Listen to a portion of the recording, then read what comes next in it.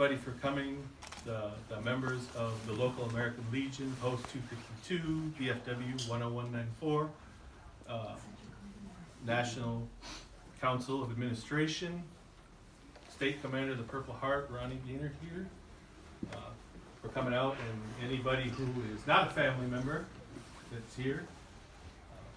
But for a quick couple minutes before we talk about Mr. Van Antwerp, we need to talk about how this came about and why we're all here.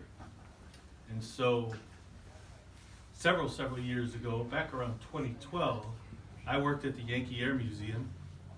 I met this guy, Dennis, who was traveling around putting together videos and stories for an upcoming World War I Centennial. And so from that time till now, Dennis has been around the country, all around the state. There have been events that you just can't even imagine, from monthly videos that he's done, being played back to back on Ann Arbor Public Television, to the display in this front room, national events, you name it, ribbon cuttings, monument restoration. Dennis is the governor's Centennial Commissioner.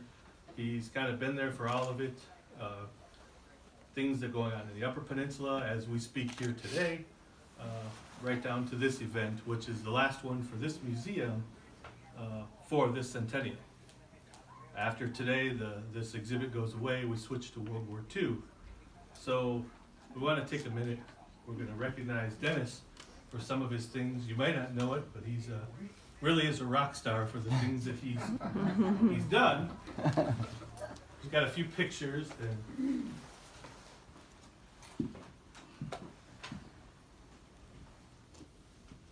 And you'll see what I mean when I say he's a rock star. Even got my name spelled right.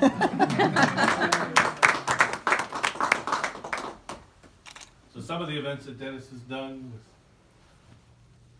he's been on stage. He's directed the bands. Lost Battalion.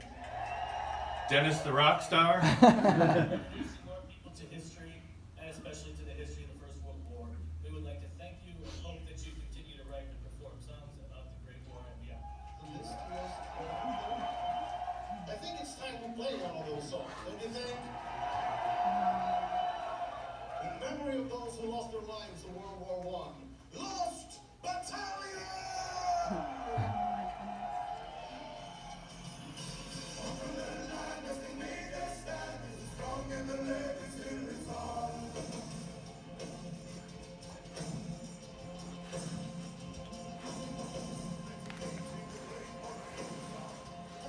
It's not Dennis flying through the air. We tried.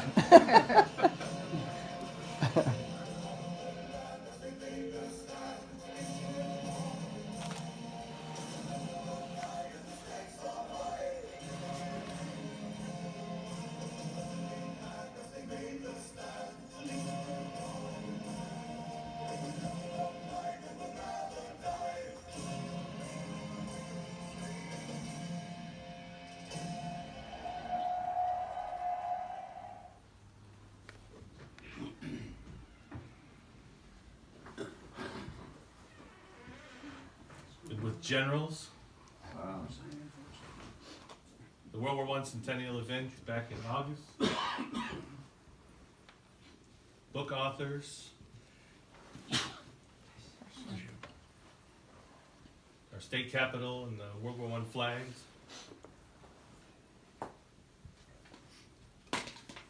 The National Centennial Commission. And of course here at the museum, cutting ribbon on our trench display. So we got a couple gifts for Dennis. We just wanted to let everybody know some of the work that he's done in the last 5 years to put all this together. Probably more than 5 years. Thanks a lot, Dennis.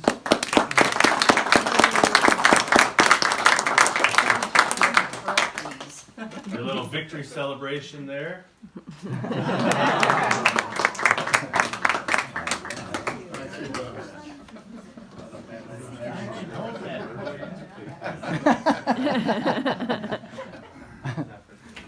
Thank you all for this. Dying breath. So with that, I will turn it over to Dennis. Let him take this out.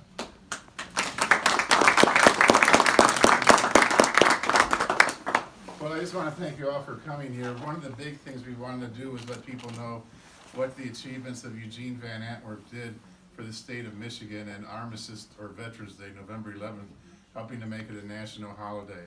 And so part of the goal of the World War I Centennial Commission was to make sure the residents of Michigan knew about achievements and participation by Michigan people. And so this is one of the big events.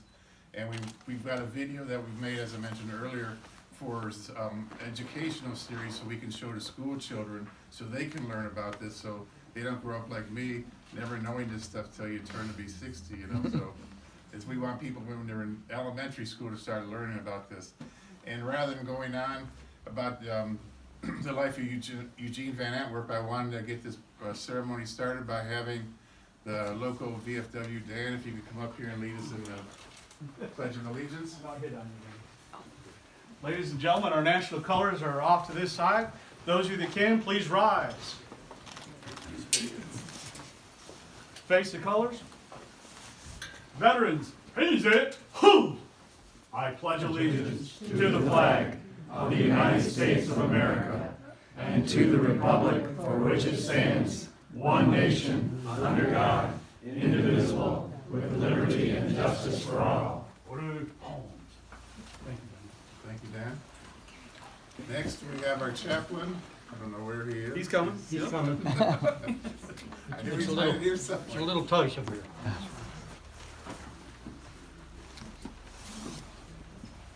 Today we pause to remember and celebrate the conclusion of the Great War, and to remember Eugene Van Antwerp, who fought in it and survived. To go forward after serving to help make life better for veterans, and was instrumental in getting Armistice Day changed to Veterans Day, thereby including all men and women who have fought, who have served in the many conflicts over the last century, and those who will be serving in the future. Please pray with me. Uncover. Gracious God, we bow our heads in thankfulness for the victories you have granted us. To us and to those people who have united with us to stamp out the evils of aggression, intolerance, and greed. We ask, Lord, that you would bring the blessings of understanding to the families and friends in this and other lands of those who have given their lives that we may be free. Grant, O God, that those closest to the fallen may mingle the pain of their losses with the ennobling light of sacrifice for civilization.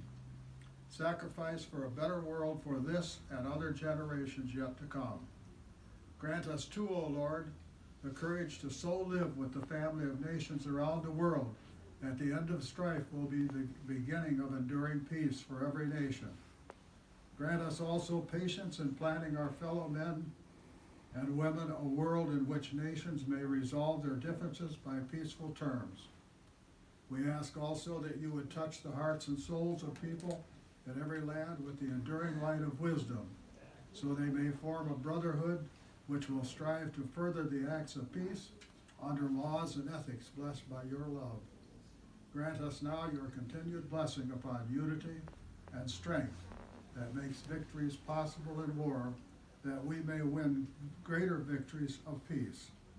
All these things we ask in the name of Jesus Christ our Lord. Amen. Amen.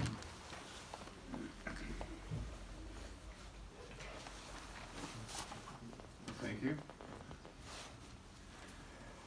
And before we do the presentation of the resolutions and stuff, I'd like to have our national VFW representative here, Harry, come up and talk a little bit about Mr. Van Antwerp and the VFW. Thank you. Thank you, Harry. Good afternoon. I come from the Detroit area, a little bit of a trip. It was morning when I left. We are gathered here to celebrate and recognize the contributions of Eugene Van Antwerp to his community in Michigan, the veterans of America, and our country. My name is Harry Les Croyle. I am the National Council of Administration member for the Veterans of Foreign Wars from the state of Michigan. I am honored to be here to take part in this ceremony. Eugene Van Antwerp was born in Detroit, Michigan on July 26, 1889. He was educated in parochial schools and then at the University of Detroit and worked as an instructor in English at Gonzaga University, 1910-1911. He returned to Detroit, worked briefly at the Detroit Police Department before going to work as a civil engineer. He did engineering work first for the Michigan Central Railroad and then for the Grand Trunk. Van Antwerp served as a captain in the 16th Regiment of Engineers from Detroit in the United States Army Corps of Engineers during World War I. He returned to his position with Grand Trunk after the war. He was chief engineer for the National Survey Service from 1926 to 1928, after which he went into private practice as an engineer and surveyor. In 1911, Van Antwerp married Mary Frances McDevitt. The couple had 11 children: Dolores, Pauline, Loretta, Eugene, Joseph, Gore, Joan, Angies, George, Dacia, and Daniel. Daniel, I just learned this morning, is the family cut-up. Van Antwerp was elected to the Detroit City Council in 1932. He served continuously from 1932 to 1948. In 48 and 49, he served as the mayor of the city of Detroit. Then he went back and served on the Council of Detroit from 1950 until his death in 1962. World War I. This year, 2018, is the 100th anniversary of the end of World War I. This is the war that Van Antwerp served in. World War I, or the Great War, as it was known then, began in 1914 in Europe and quickly expanded into other areas. It led to the mobilization of more than 70 million military personnel, making it one of the largest wars in the history of the world. The United States entered the war in April 1917.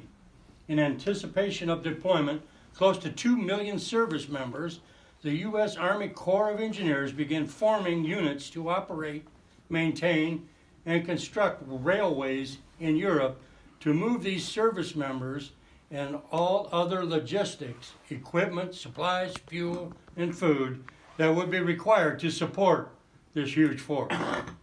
Having served in a railroad system, Van Antwerp was a good candidate for this work. He joined the 16th Regiment of Engineers from Detroit. The unit was quickly formed, trained, and deployed to France in 1917. This made them the first Americans to go to France as part of the American Expeditionary Forces. Antwerp was promoted to captain and served for the remainder of the war, 1917 to 1919. The fighting ended the 11th month, the 11th hour of the 11th day, when the armistice was declared. It took months to get all the troops home, and Van Antwerp returned home sometime in 1919. America's allies in England and France began recognizing Armistice Day 2 years after the war ended to recognize veterans and their sacrifices made. In 1926, the U.S. Congress officially recognized November 11th as Armistice Day. But it was not until 1918 that it became a legal holiday. The 12-year battle to achieve this goal was hard fought. The veterans of foreign wars and the American Legion fought hard for recognition of our veterans, and it became public law on May 13th, 1938. Eugene Van Antwerp was National Commander-in-Chief of the Veterans of Foreign Wars of the United States of America at that time. And he was instrumental in getting this pushed through Congress and signed by the President. The American Legion also had an oar in the water on this Armistice Day. That's Navy before he worked for it. Their national commander at the time was Stephen F. Chadwick. And I'd like to read a little paragraph that Stephen penned in 1938. It's very, very pertinent to today as well. We are men of experience in the way of war, and we propose to counsel and advise the citizenry of America to the end that America shall keep the honorable peace and by example afford to other nations of the earth the hope that through democracy and democratic institutions the world may someday reach the goal of permanent and enduring peace. The Legion marches on. This should be a year of service to America and American ideals. Let us be urged that we understand them and then preach them and teach them to the people of America with a militant faith. The command is forward to this objective. The history of the time, a lot was happening between the time Van Antwerp left the military service in 1919 when this bill was passed in 1938. In 1925, the VFW created the VFW National Home for Children in Eaton Rapids, Michigan. In 1930, the Veterans Administration was created at the urging of the Veterans of Foreign Wars and the American Legion. In 1934, pensions were granted for the widows of World War I veterans. In 1936, bonus bonds to the World War I veterans became redeemable. At this time in history, veterans had very few benefits, and it was the VFW and American Legion that fought to ensure veterans who had sacrificed for their country were recognized and protected. And thanks to you, the American citizen, we have several benefits to this day, and thanks for our service. I thank all of you. World War II was to start in 1939. The U.S. entered on December 7th, 1941, with the attack on Pearl Harbor. It is because of dedicated and caring people like Eugene Van Antwerp that we have the benefits and services that we do today as veterans, and that all Americans recognize Veterans Day and take time to honor our veterans. Thank you for giving me this time to speak and to reflect on the significant contributions made by the great American. I want to ask for God's blessing on each one of you. God bless our troops wherever they serve across the breadth of this world. And may God continue to bless America. Thank you.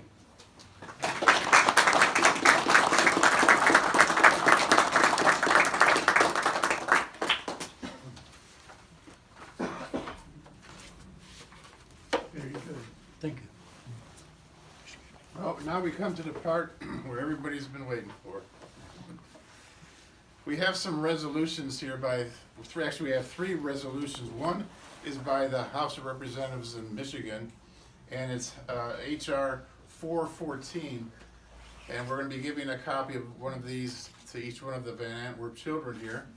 And basically it was offered by Representative Tom Cochran from Mason, Michigan, and It has in here all about World War I and the Armistice Day, and Eugene, it has here also a read, whereas with the help of Detroit City Councilman, Detroit Mayor, Commander of Veterans of Foreign War, Eugene I. Van Antwerp, Congress approved Armistice Day to be a national holiday in 1938 and to be dedicated to the cause of world peace.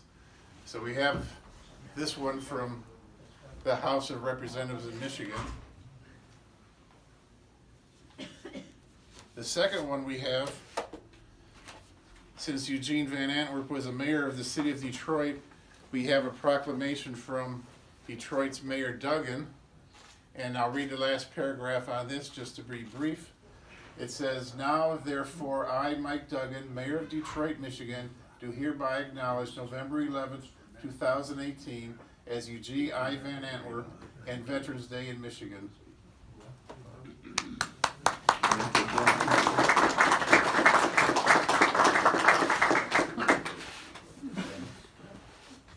And then the last one we have is by a special tribute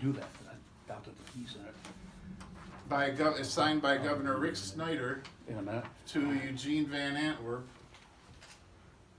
And let it be known that this is my distinct honor to recognize the memory of Eugene Van Antwerp. And it goes on basically talking about what we've already talked about, him being national commander, mayor of Detroit, city councilman, and his work on making Veterans Day a national holiday. So we want to give each one of the 4 children a copy of these 3 different resolutions, and that's why we're here today.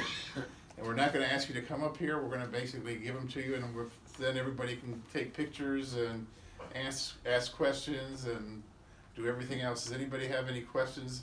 Yeah, Dennis, we need your car keys. For what? Locking their door, our landlord's door, he needs to move for about a minute. Oh, yeah. Okay. I tried to park it out of the way, but hey, pick up some food while you're at it too. Okay, Scott, did you say you wanted to? Yeah. Yes, we're basically done. One thing we'll do is pass these out in just a second. So again, I just wanted to thank Dennis for putting this together and everybody for turning out, all the veteran groups, members of the public that are here. Couple things that you might all want to know. Chuck and Brenda from Life in Michigan are here. So I think you go on lifeinmichigan.com. They'll have a story at a later time. It's a great website. If you want to know what's going on around the state, they're the folks that will let you know. And so we want to thank them for coming out and covering this for us. There's refreshments available for the invited guests in the kitchen afterwards. The museum's open. We'll get the chairs put away so you can move around better. And the last bit, a little bit of a special announcement for those that are in the area. Monday, December 10th, we will have the last Michigan survivor of the USS Indianapolis speaking at Grass Lake High School at 10 a.m. It will be open to the public. It's free. Great opportunity to hear a great story from someone who lived it, and maybe one of the last opportunities to hear it from his mouth. So it's Monday, December 10th at 10 a.m. at Grass Lake High School. And with that, we will get the room cleaned up, and thank you all for coming.